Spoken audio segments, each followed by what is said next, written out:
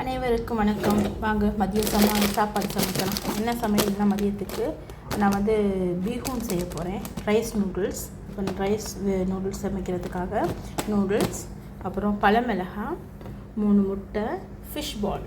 நீங்கள் உங்களுக்கு என்ன மாதிரி தேவையோ அது மாதிரி நீங்கள் போட்டுக்கலாம். அதுக்கு பிறகு பூண்டு, சைசின்னு சொல்லிட்டு ஒரு இலை இருக்குது. இது இங்கே தமிழில் நான் நினைக்கிறேன் கடுகு கீரைன்னு சொல்லுவாங்கன்னு நினைக்கிறேன், எனக்கு சரியாக தெரியலை. அப்புறம் இந்த நூடுல்ஸை அவிக்கணும். இந்த தண்ணி இங்கே பாத்திரத்தில் போட்டிருக்கேன். இந்த பாத்திரத்தில் தண்ணியை கொதிக்க வச்சுட்டு உப்பு போட்டு கொஞ்சம் எண்ணெய் விட்டு தண்ணியை கொதித்ததுக்கு பிறகு நூடுல்ஸ் அதில் போட்டு எடுப்போம். அதோடு சேர்த்து பச்சை குடமிளகாய், அப்புறம் மஞ்சள் குடமிளகாய் போட்டுக்கலாம். நீங்கள் அதுக்கு தேவையான கேரட், பீன்ஸ் இந்த மாதிரி கூட நீங்கள் பயன்படுத்திக்கலாம். உங்கள் விருப்பம். கேபேஜு, முட்டைக்கோசுன்னு சொல்லுவோம்ல, நீங்கள் உங்களுக்கு என்ன தேவையோ அதெல்லாம் நீங்கள் பயன்படுத்திக்கலாம். சரி, பார்ப்போம் எப்படி சமைக்கிறதுன்னு பார்ப்போமா? ஓகே. இந்த கீரை தண்டு துண்டா, இப்போ தண்டை வந்து கத்தியை மற்ற பக்கம் திருப்பிக்கிட்டு என்ன செய்யுங்க, தண்டை வந்து இப்படி நச்சுட்டு இந்த மாதிரி நச்சு அதையும் பெரம்பை எடுத்து வச்சுக்கோங்க. சரியா, பெரம்பை எடுத்து வச்சுக்கோங்க. இந்த ஃபிஷ் பால் பார்த்தீங்கன்னா முழுசாக இருக்குது. ஆனால் அந்த முழுசாக போட போன்ட்டேன் இதை வந்து நான் சின்ன சின்ன துண்டாக வெட்டிப்பேன். சின்ன குழந்தைங்களுக்கு நீங்கள் சாப்பாடு கொடுக்குறீங்கன்னு வச்சுக்கோங்களேன், நீங்கள் முழுசாக போட்டிங்கன்னா அது வந்து முழுசாக போட்டு சாப்பிடணும். ஆனால் அவங்களுக்கு தொண்டையில் போய்ட்டு சிக்கிக்கிறதுக்கான வாய்ப்புகள் இருக்குது. அதனால் நீங்கள் வந்து சின்ன சின்னதை வெட்டி போடுறதுல தப்பே கிடையாது, நல்லாவும் இருக்கும். சரிங்களா?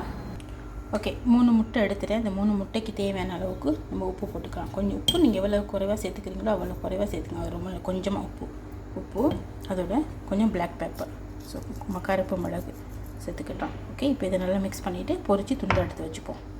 பார்த்திங்கன்னா எனக்கு கொஞ்சம் தண்ணி தாகமாக இருக்குது. நான் மல்லி சுக்கு இடித்து வச்சுருக்கேன். அதை கொதிக்கிற தண்ணி ஊற்றி வச்சுருக்கேன். அதையும் குடிச்சிக்கிட்டே நம்ம வேலையை செய்யலாம்.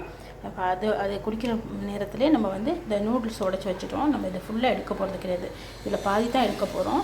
இங்கே பார்த்திங்கன்னா உங்களுக்கு விளங்கும், தண்ணி கொதிக்க ஆரம்பிச்சிருச்சு. இப்போ இந்த தருணத்தில் நம்ம வந்து எண்ணெயும் உப்பும் போட்டுக்கலாம். ஓகே, உங்களுக்கு தெரியுமா இருக்கும். இப்போ நான் தேவையான அளவுக்கு உப்பு, எண்ணெய், பாதி நூடுல்ஸ், பாதி இங்கே வச்சுருக்கேன். எனக்கு பாதி தான் வேணும். பாதி போட்டுட்டு அடுப்பை வந்து நான் ஃபுல்லாக ஆஃப் பண்ணிட்டேன். ஏன்னு கேட்டிங்கன்னா தண்ணி கொதிச்சிச்சுல, இந்த ரைஸ் நூடுல்ஸ் வந்து அந்த சூட்லேயே வெந்தால் போதும். இது அப்படியே ஒரு 10 நிமிஷம் விட்டுறலாம். இது பார்த்திங்கன்னா காஞ்ச மஷ்ரூம், இது காஞ்ச காளான். நீங்கள் சூப்பர் மார்க்கெட்டில் நமக்கு அவைலபிளாக இருக்குது, நமக்கு கிடைக்கிது. நீங்கள் இது கூட நீங்கள் வந்து ஒரு 3 வந்து ஊற வச்சுட்டு பச்சை தண்ணியில் சும்மா தண்ணியில் ஊற வச்சிங்கன்னா நல்லா சாஃப்டாக வந்துடும். அதுக்கு பிறகு இதை வந்து சின்னதாக கட் பண்ணி இதையும் கூட நீங்கள் அதோட சேர்த்துக்கலாம். உங்களுக்கு பிடிச்சிருந்தா. நான் இன்றைக்கி சேர்க்க போகிறதில்ல, நான் உங்களுக்கு சொல்கிறேன். ஆனால் இது சேர்த்துக்கலாம், ரொம்ப நல்லாயிருக்கும். இப்போ பார்த்தீங்கன்னா இந்த 10 நிமிஷத்துக்கு சரியாக 10 நிமிஷம் ஆச்சு. 10 நிமிஷம் ஆச்சு பாருங்கள், இந்த நூடுல்ஸ் நல்லா வெந்துருச்சு, சாஃப்டாக இருக்குது. சரியா, இப்போ இதை நல்லா தண்ணியை நிறுத்தி வடித்து நம்ம எடுத்துக்கலாம். ஓகே, பாருங்கள் நான் வடிச்சிட்டேன். ஆவி பறக்குது, உங்களுக்கு தெரியுமா இருக்கும், ஆவி பறக்குது. இப்போ இது வந்து ரன்னிங் வாட்டரில், அதாவது தெப்பை திறந்து தண்ணியில் கழுவணும். கழுவிட்டு அப்படி வச்சு, இல்லைன்னா ரொம்ப சூட்டுக்கு இருந்துச்சுன்னா ரொம்ப வெந்து கொலன்னு ஆக்கிடும். நமக்கு ஒன்று அப்படி பிரிஞ்சு வர மாதிரி இருக்கும் நம்ம சாப்பிடும்போது. போதும். முட்டையை உப்பு போட்டு நம்ம அதை மிக்ஸ் பண்ணி வச்சாச்சு. அதுக்கப்புறம் பாத்திரத்தை அடுப்பில் வச்சு நல்ல அனல் ரொம்ப அகில இருக்குது. தேவையான அளவுக்கு எண்ணெய் விட்டுருக்கேன். நீங்கள் உங்களுக்கு பிடிச்சி நீங்கள் சமையலுக்கு என்ன பாவிக்கிறீங்களோ அந்த எண்ணெய் நீங்கள் பாவிச்சுக்கலாம், உங்கள் விருப்பம். இப்போ பார்த்தீங்கன்னா முட்டை வந்து கரெக்டாக எனக்கு வெந்துருச்சு. இப்போ நம்ம வந்து அந்த பக்கத்தை போட்டுக்கணும். உடையும் ஒன்றும் பிரச்சனை கிடையாது, நமக்கு எப்படியுமே உடைஞ்சு தான் வேணும், இன்னும் பிரச்சனை கிடையாது. ஸோ நம்ம வந்து இந்த வீடியோ வந்து பார்த்திங்கன்னா நான் ஃபோனில் வீடியோ பண்ணிக்கிட்டு இருக்கேன். ஸோ இங்கே தவறுக்கு வரதுனால மன்னிச்சிருங்க, உங்கள் வீட்டு பொருளை நினச்சி. ஓகே, பண்ணியாச்சு.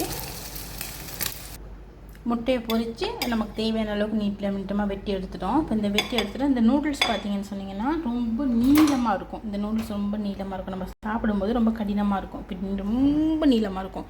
அந்த நீளமாக இருக்கிறத நம்ம வந்து கட் பண்ணிப்போம். எப்படி கட் பண்ணிப்போம்னு சொன்னால், கத்தி எப்படி வச்சுட்டு சும்மா இப்படி செஞ்சிங்கன்னா அப்படியே கட் ஆகிரும். அவ்வளோதான், ரொம்ப சிம்பிள். இந்த மாதிரி 4 கட் பண்ணி போகலாம். இப்போ பார்த்தீங்கன்னா 1 ஸ்பூன் லைட் சோயா சாஸும் 1 ஸ்பூன் ஆயிஸ்டர் சாஸும் இதே ஸ்பூனில் நான் போட்டிருக்கேன். இப்போ இதில் வந்து கொஞ்சம் தண்ணி ஊற்றி மிக்ஸ் பண்ணிக்கலாம்.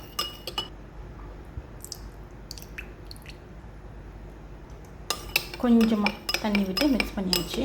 இதை ஒரு பக்கத்தில் ஒரு சைடில் எடுத்து வச்சுக்கலாம். இப்போ பார்த்தீங்கன்னா முட்டை பொரிச்ச பாத்திரத்தில் எனக்கு தேவையான அளவுக்கு எண்ணெய் விட்டுருக்கேன். அதில் இங்கே பார்த்தீங்கன்னா பூண்டு, பழமிளகாய், கீரையோட தண்டு வெட்டி வச்சுருக்கேன். இந்த ஃபிஷ் பால், அப்புறம் பச்சை இந்த பழ மிளகாய் குடமிளகாயில் மஞ்சளும் பச்சளும் வெட்டி வச்சுருக்கேன். இப்போ இதை போட்டு நம்ம மிக்ஸ் பண்ணிக்கலாம். முத பூண்டையும் பழ மிளகாயும் போட்டு வதக்கிட்டு அதுக்கப்புறம் நம்ம வந்து தண்டையும் போட்டு வதக்கிடுவோம். வதக்கி முடிச்சுட்டு ஃபிஷ் பாலை போடுவோம். எனக்கு வந்து ஷூட் பண்ண இப்படி தான் ஈஸியாக இருக்குது, அதனால் உங்களுக்கு இப்படி காட்டுறேன். பார்த்திங்கன்னா மூணையும் போட்டு வதக்கிக்கிட்டு இருக்கேன். இந்த வதக்கல் ரொம்ப நல்லபடியாக போயிட்டுருக்கு. இது நல்லா வதங்கினதுக்கப்புறம் நல்லா அந்த பூண்டு நல்ல வாசனை வரும். அது வரைக்கும் நம்ம இதை வந்து நல்லா வதக்கி எடுத்துக்கலாம். பூண்டு எல்லாம் நல்லா வதங்கினதுக்கப்புறம் இப்போ தான் குடமிளகாய் 2 குடமிளகாவையும் ஃபிஷ் போலையும் நம்ம போட்டாச்சு. இதையும் நல்லா நம்ம வதக்கிக்கலாம். எனக்கு தேவை இந்த உப்பு வந்து பார்த்திங்கன்னா இந்த சோயா சாஸில் வந்து இருக்கிற உப்பு எனக்கு போதும். நான் நூடுல்ஸ் அவிக்கும் போது தேவையான அளவுக்கு உப்பு போட்டேன். எனக்கு அந்த உப்பு டேஸ்ட் போதும். உங்களுக்கு உப்புலாம் அதிகமாக தேவை அப்படின்னு நீங்கள் நினச்சிங்கன்னு சொன்னால் நீங்கள் அதிகமாக இன்னமும் உப்பு நீங்கள் சேர்த்துக்கலாம். அது உங்களுடைய விருப்பம். அதனால் வதங்கட்டும். நல்லா வதங்கிடுச்சு, ஆனால் ரொம்ப குழைய வேகலை. நல்லா வதக்கியாச்சு. இப்போ வந்து நம்ம நூடுல்ஸ் வந்து அவிச்சு வடித்து தண்ணியில் கழுவிட்டு அதையும் கட் பண்ணி வச்சுருக்கோம்ல, அதை வந்து இப்போ நம்ம இதில் மிக்ஸ் பண்ணிக்கலாம். இந்த மாதிரி ஒரு கிடைக்குதுங்க மார்க்கெட்டில், இந்த மாதிரி வடி அது வாங்கிக்கலாம். வாங்கி வச்சுக்கோங்க, இது ரொம்ப இலகுவாக இருக்கும். இப்போ இதை நல்லா மிக்ஸ் பண்ணிப்போம். நூடுல்ஸை போட்டு நம்ம மிக்ஸ் பண்ணிட்டோம். மிக்ஸ் பண்ண பிறகு நம்ம வந்து எடுத்து வச்சுருக்கோம்ல இந்த சோயா சாஸ் இதெல்லாம், இதை வந்து நம்ம இங்கே கொஞ்சம் கொஞ்சமாக மிக்ஸ் பண்ணிக்கலாம். இதை போட்டு அப்போ கலர் வந்து நல்ல அழகான கலராக வரும். இதில் வந்து ஆயிஸ்டர் சாஸஸ் 1 ஸ்பூனும் லைட் சோயா சாஸ் 1 ஸ்பூனும் தான் போட்டிருக்கேன். அதுக்கு மேலே போடாதீங்க. அது உங்களுக்கு டேஸ்ட்டுக்கு ஏற்ற மாதிரி நீங்கள் பயன்படுத்திங்க. அது கூடையாக இருந்தால் நீங்கள் குறைச்சிக்கோங்க, உங்கள் விருப்பம். சரிங்களா? இப்போ இதை நல்லா கிளறிக்கலாம். ரொம்ப நல்லா கிளறிக்கலாம். இது ரொம்ப நல்லா மிக்ஸ் பண்ணோம்னா இது அழகான ஒரு கலர் கொடுக்கும்.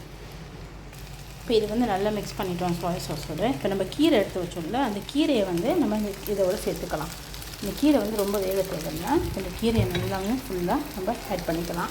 நம்மளுடைய நூடுல்ஸில் ஆட் பண்ணிக்கலாம். ஆட் பண்ணிவிட்டு இதையும் நல்லா கிளறி விட்டுடலாம்.